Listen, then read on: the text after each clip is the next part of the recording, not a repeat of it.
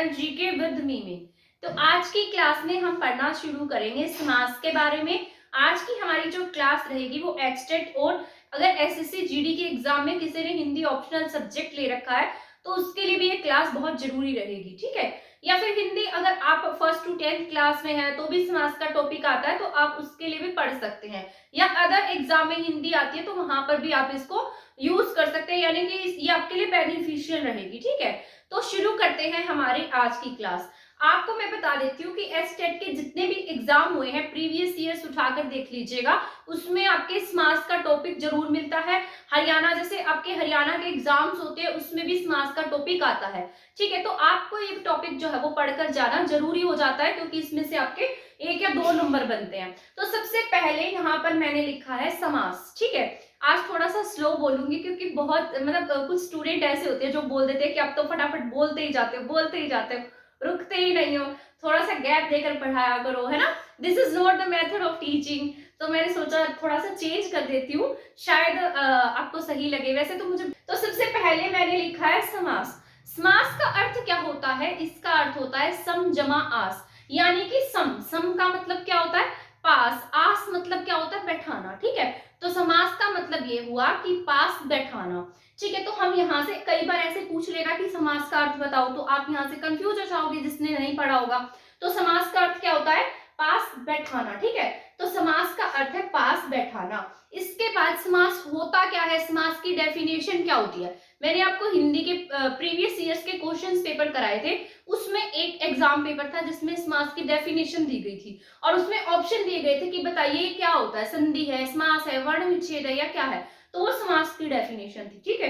तो यहाँ पर जो परस्पर संबंध रखने वाले पद होते हैं, पदों का मेल होता है, ठीक है। जो पद होंगे, जैसे मान लीजिए अब मैंने यहाँ कुछ एग्जाम्पल भी लिखा, वहां मैं आपको बताऊंगी। जैसे ये सेना अध्यक्ष है तो सेना प्लस अध्यक्ष क्या हुआ? 2 पदों का मेल हो गया, तो इसे हम क्या नाम देते हैं? समास का नाम दे देते हैं, ठीक है। तो ये समास की क्या हो गई? एक तरीके की डेफिनेशन हो जाती है। वर्णों का मेल तो संधि होता है, आप सभी को पता है ना। तो पद 2 परस्पर मेल खाने वाले पदों का समूह क्या होगा? समास होगा। समास का अर्थ क्या होता है? पास बैठाना होता है, ठीक है। तो यहाँ पर क्या है? सम प्लस आस मतलब पास बैठाना, और परस्पर संबंध रखने वाले 2 पदों का मेल क्या हो गया? समास हो गया। यहाँ पर मैंने कुछ एग्जाम्पल लिखे हैं, जैसे स्नान घर है, प्रतिध्वनि है, ध्यान पूर्वक है।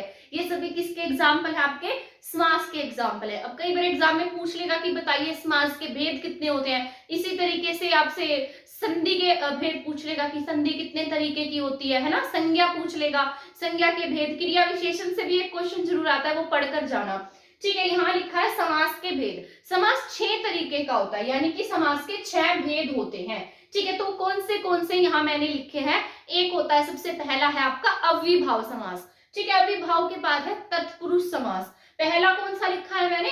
अव्ययभाव। सेकंड है तत्पुरुष, थर्ड है द्विगु, फोर्थ होता है कर्मधारय, 5th नंबर पे आता है दवंदव, और 6 पे क्या आएगा? आपके बहुब्रीहि समास आएगा, ठीक है। तो 6 समास हो गए हैं। सबसे पहले कौन सा बोला मैंने? अव्ययभाव समास। अव्ययभाव के बाद आता है तत्पुरुष समास। तत्पुरुष समास से क्वेश्चन आता ही आता है, ठीक है। इसके बाद द्विगु है, द्विगु के बाद था कर्मधारय, कर्मधारय के बाद में आता है दवंदव, और दवंदव के बाद मैंने क्या लिखा है? बहुब्रीहि समास लिखा है, ठीक है।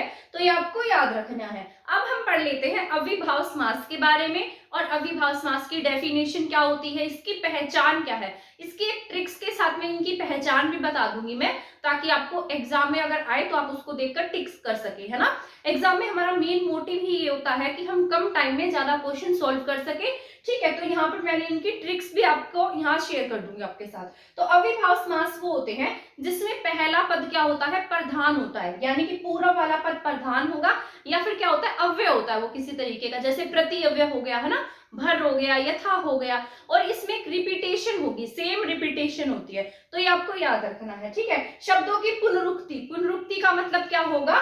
रिपीटेशन होता है, ठीक है। क्या होता है? रिपीटेशन। तो ये क्या होती है? पुनरुक्ति होती है। क्या होती है? पुनरुक्ति, यानी कि रिपीटेशन होता है। तो यहाँ पर मैंने कुछ इसकी पहचान लिखी है, जैसे यथा है, जहां पर भी आपको यथा दिखाई दे, ठीक है, किसी भी आगे वाक्य में यथा उचित दिखाई दे, जैसे यथा उचित है तो ऐसे पूछ लेगा इसमें बताइए कि कौन सा समास है, तो यथाउचित में कौन सा समास होगा, अव्ययीभाव। आपको पहले वाला देखकर ही आप यहाँ से अंदाजा लगा लेंगे, है ना। तो यथा हो सामने, सबसे पहले क्या हो, यथा हो, या फिर पर हो, ऐसे वाला पर हो, ठीक है, या फिर आ हो आगे, ठीक है। जैसे यहाँ पर भर है, भर पेट हो गया जैसे, है ना, और आदि है, मतलब ये वाले सभी क्या है, हमारे पहचान है किसकी, अविभाव समास की। ये क्या है, अव्यय होते हैं। जैसे भरपेट है, ठीक है, यहाँ पर मैंने लिखा है आ जन्म हो गया, आमरण हो गया।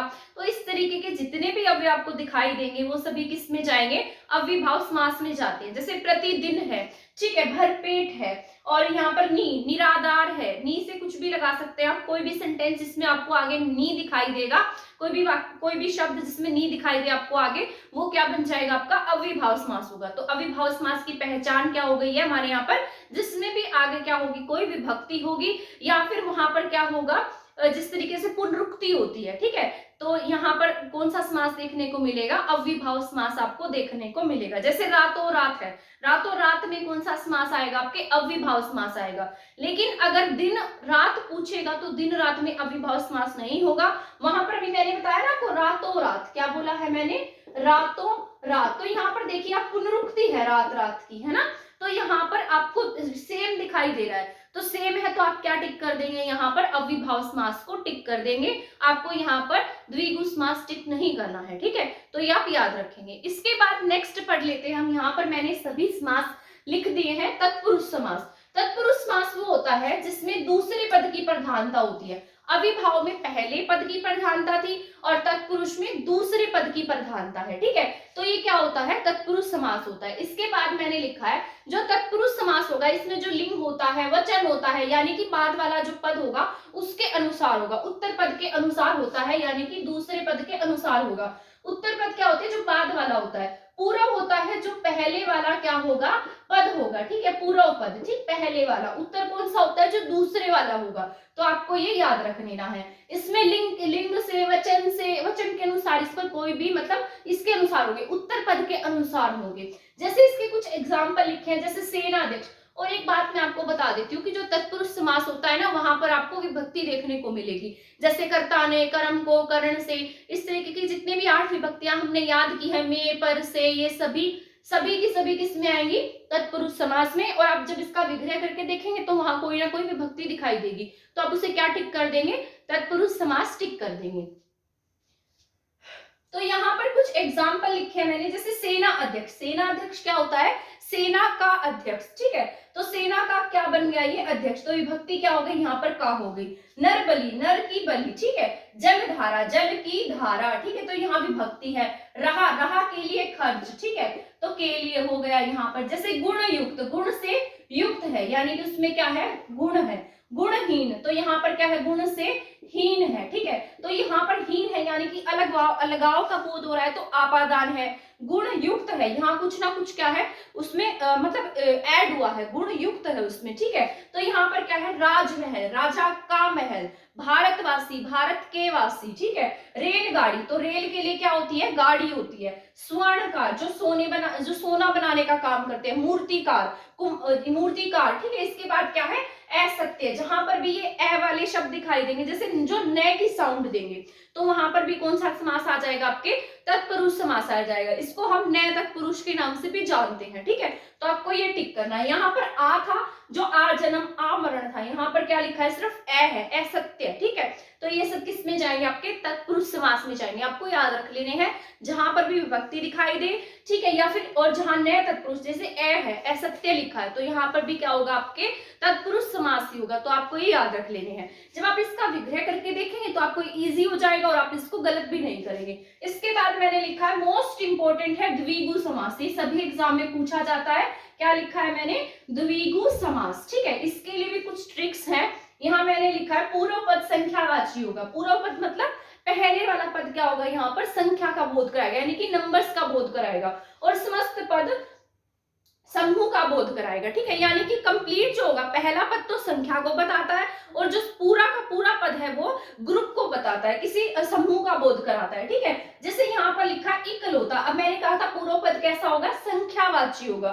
तो इक का मतलब क्या होता है, एक, ठीक है, एक ही है जो, तो यहाँ पर एक का बोध करा रहा है और पूरा किसका बोध करा रहा है, किसी समूह का, इकलौता एक है जो, ठीक है, तो एक का बोध हो गया तो क्या होगा यहाँ पर द्विगु समास होगा, आपको याद रख लेना है। जैसे दोपहर, दो पहले वाला क्या है, संख्यावाची है ना, तो दो पहरों का समूह हो गया, तो यहाँ भी आपको गिनती या फिर संख्या का बोध हो रहा है। इसके बाद है चवन्नी, चवन्नी का मतलब क्या होता है, चार आनों का समूह, क्या होता है चवन्नी, चार आनों का समूह, ठीक है, ये आपको याद रखना है, चार आनों का समूह। पंजाब, पंजाब पांच आबों का समूह, आब क्या होती है, नदियां, ये आपको पता होगा, आब होती है नदियां, और पंच का मतलब होता है पांच, षड रस यानी कि छह रस, ठीक है, अठन्नी, अठन्नी क्या होगा, आठ आनों का समूह होगा। इसके बाद मैंने लिखा है शताब्दी, शताब्दों का समूह, 100 वर्ष जो होते हैं उसे हम क्या कहते हैं, शताब्दी कह देते हैं। और एक बात और बता देती हूँ मैं आपको, जहां पर 10 से लेकर 100 तक की जो काउंटिंग दिखाई देंगी वो किसमें जाती है आपके, ये जाती है द्विगु समास में, ठीक है, आपको याद रख लेना है, जहां और वाली साउंड नहीं आएगी, जैसे 70, 80, 90, 100, ये सब किस में जाते हैं, द्विगु समास में जाते हैं, ठीक है। जैसे मान लीजिए 68 आ गया, ठीक है, क्या आ गया, 68, तो यहाँ पर आप क्या लिखेंगे, 68 को 68, 68 होता है या 68 है ना, तो 60 जमा 8 है, तो इसको आप क्या लिख सकते हैं, 60 और 8 कितना होता है, 68 होता है। तो यहाँ पर क्या आ गया आपके, और आ गया है ना, मैंने आपको बताया क्या आ गया, और, तो जहां पर भी आपको और दिखाई देगा वो कौन सा समास हो जाता है, आपके दवंदव हो जाता है, वो द्विगु नहीं होता है, ठीक है। तो दवंदव, द्विगु में क्या आते हैं, 10, 20, 30, 40, 50 इस तरीके के, और षड ऋतु, चवन्नी, अठन्नी, जिस तरीके से मैंने अभी बताया, शताब्दी, ठीक है, और यहाँ पर दोपहर, इकलौता, ये सब किस में आते हैं, द्विगु समास में आते हैं, आपको याद रखना है, द्विगु समास की पहचान मैंने आपको बता दी है। इसके बाद हम पढ़ते हैं कर्मधारय समास के बारे में, ठीक है। कर्मधारय समास क्या होता है, इसमें दोनों पद के बीच में किसका होता है, मतलब रिलेशन होता है, विशेषण विशेष्य का, और उपमान उपमेय का भेद होता है, मतलब संबंध होता है, एक तरीके का रिलेशन होता है, ठीक है। यहाँ पर क्या है, उपमान और उपमेय या विशेषण विशेष्य, ठीक है, विशेषण आपने पढ़े होंगे जो जब विशेषता बताई जाती है, ठीक है। उपमान क्या होता है, उपमान, उपमान और उपमेय, उपमान होता है जिसके साथ हम किस चीज की तुलना करते हैं, उपमेय होता है जिसकी तुलना की जाती है, ठीक है। उपमेय क्या होगा, जिसकी तुलना की जाएगी, उपमान होगा जिसके साथ तुलना की जाएगी, ठीक है। तो ये क्या होते हैं, यहाँ पर दोनों पद जो होते हैं उसमें या तो विशेषण विशेष्य या फिर उपमान उपमेय का बोध होगा, वहां पर कर्मधारय समास होता है। अब इसकी पहचान मैं बता देती हूँ, यहाँ मैंने कुछ ऑप्शंस लिखे हैं, जैसे महान, महात्मा, महान है जो आत्मा, और है जो जहां पर जुड़ेगा, ठीक है जो जुड़ जाएगी यहाँ विभक्ति एक तरीके की, ठीक है। महात्मा, महान है जो आत्मा, नील गाय, नीली है जो गाय, ठीक है, तो गाय कैसी है, नीली है, तो यहाँ पर कैसा भेद है, विशेषण विशेष्य क्या, क्योंकि यहाँ पर क्या बताई गई है, विशेषता बताई गई है, किसकी, गाय की, गाय कैसी है, नीली है, तो नील गाय में कौन सा समास हो जाएगा, कर्मधारय। महान है जो आत्मा, तो आत्मा कैसी है, महान है। वैसे तो अगर महात्मा गांधी जी की बात की जाए तो बहुब्रीहि समास टिक करेंगे, क्योंकि महात्मा गांधी जी सिर्फ एक थे, तो स्पेसिफिक किसी पर्सन की बात की जाती है तो बहुब्रीहि समास होता है। पर वैसे बात करेगा, यहाँ सिर्फ महात्मा लिखा है, महान है जो आत्मा, तो महात्मा तो कोई भी हो सकता है ना, तो यहाँ पर कर्मधारय समास है, ये आपको याद रख लेना है, ठीक है। जहां पर है जो विभक्ति लग जाएगी और जिसके बीच में विशेषण विशेष्य का क्या होगा, रिलेशन होगा, या उपमान उपमेय का रिलेशन होगा। इसके बाद है दवंदव, दवंदव अभी मैंने आपको बताया था बहुत जरूरी है, इसमें दोनों पद क्या होते हैं, प्रधान होते हैं, ठीक है, और इसके बीच में और लग जाती है विभक्ति, मतलब और तो इसमें आता ही आता है, किसमें, दवंदव समास में, जैसे और, जैसे दाल रोटी, माता पिता, ठीक है, अन्न जल, तो ये दूसरे के पूरक होते हैं, ये एक नहीं होगा तो ये कंप्लीट नहीं माने जाते। जैसे क्या है, दाल रोटी, ठीक है, तो दवंदव में क्या आ जाएगा, दाल रोटी, माता पिता, अन्न जल, ठीक है। तो यहाँ पर इसमें कौन सा समास होगा, दवंदव समास होगा। जब हम उसको विग्रह करके देखेंगे तो बीच में और आएगा, तो और आएगा तो हम उसे क्या मानेंगे, दवंदव समास मानते हैं। यहाँ पर पूरक होते हैं और पूरक होने के साथ साथ एक दूसरे के बिना कंप्लीट नहीं होते हैं, ठीक है। इसके बाद है बहुब्रीहि, आपका जरूरी है, बहुत इंपॉर्टेंट है, अगर कोई एक बार भी इसको पढ़ जाएगा तो आसानी से टिक कर सकता है, ठीक है। ये किसी स्पेसिफिक पर्सन के लिए यूज होता है, किसी स्पेसिफिक थिंग के लिए भी यूज हो सकता है, ठीक है। बहुत धान, कोई भी एक पद प्रधान होगा, ठीक है, वैसे मैं इंग्लिश बोल रही हूँ हिंदी की क्लास में, सॉरी, यहाँ पर क्या है, बहुत धान, इसका मतलब भी पूछ लेता है, बहुब्रीहि का मतलब क्या होता है, बहुत धान होता है, ठीक है, ये किसान जो है उसके लिए यूज होता है। यहाँ पर कोई भी एक पद प्रधान होगा, जैसे चंद्रशेखर है ना, शिखर पर क्या है, जिसके चंद्र है, तो कौन है वो, भगवान शिव है, जिनके क्या है, शिखर पर चांद है, ठीक है। और यहाँ पर पीतांबर, पीला है अंबर जिसका, जिसका विग्रह करके देखेंगे तो पीले अंबर वाले हम किन्हें कहते हैं, भगवान श्री कृष्ण को कहते हैं, ठीक है। इसके बाद है नीलकंठ, नीला है कंठ जिसका, तो आप सभी जानते हैं कौन है, भगवान शिव है। इसके बाद है पंचानन, 5 है आनन जिसके, ठीक है। इसके बाद है सुमित्रा नंदन, सुमित्रा नंदन, सुमित्रा का नंदन है जो बेटा है, कौन है, लक्ष्मण है। इसके बाद है धनंजय, धनंजय किसके लिए यूज किया गया था, जिसने हन को जीत लिया, तो अर्जुन, ठीक है। तो किसी न किसी के लिए यूज हुए हैं ये वर्ड, तो ये यहाँ पर कौन सा समास होता है, बहुब्रीहि समास होता है, ठीक है। तो आपको ये याद रखना है, मैंने यहाँ पर सभी के सभी आपको बता दिया। अगर फिर भी आप कोई डाउट हो तो आप कमेंट सेक्शन में कमेंट करके मुझसे पूछ सकते हैं, ठीक है। तो यहाँ पर सबसे पहले एक बार रिवाइज और करा देती हूँ मैं आपको। समास पढ़ा हमने, समास क्या होता है, सम प्लस आस, यानी कि पास बिठाना, ठीक है। इसकी डेफिनेशन क्या होती है, दो पदों का मेल होता है।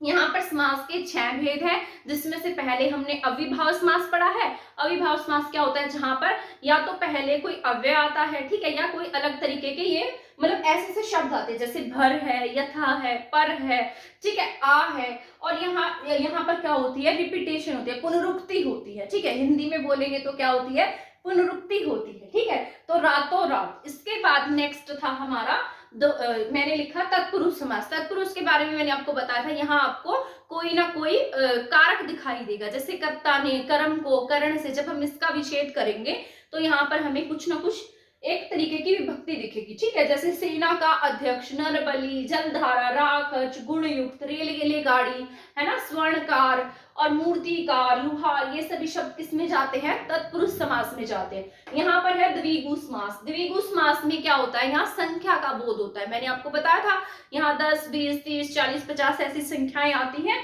इसके बाद है कर्मधारय समास। कर्मधारय समास वह था जहां पर क्या होता है, मतलब दोनों पदों के बीच में या तो विशेषण विशेष्य या फिर उपमान उपमेय का भेद होता है, ठीक है। तो आपको याद रखना है। इसके बाद है द्वंद्व समास। यहाँ पर दोनों पद प्रधान होते हैं और दोनों ही पूरक होते हैं एक दूसरे के बिना कंप्लीट नहीं होते।